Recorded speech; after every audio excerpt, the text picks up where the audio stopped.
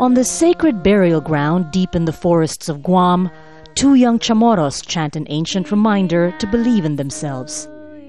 It's a tradition that strengthens them as they fight U.S. plans for their homeland, which include turning this site into a firing range.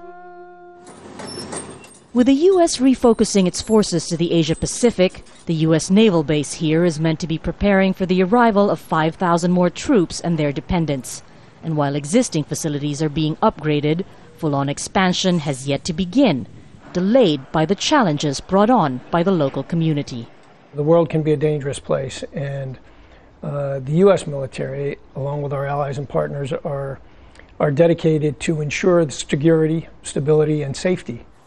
Guam has long been a strategic point between the East and the West.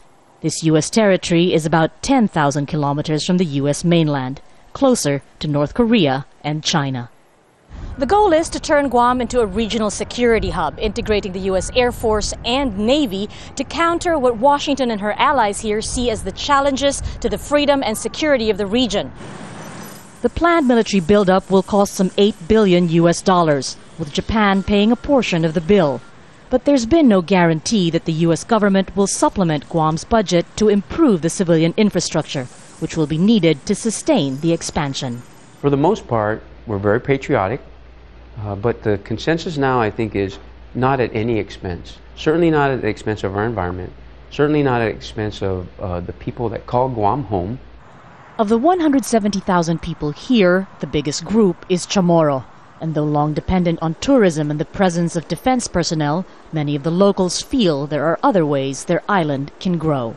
Guam can be a hub for trade in our region. It can be used in a much more peaceful way. It doesn't have to be just a military base.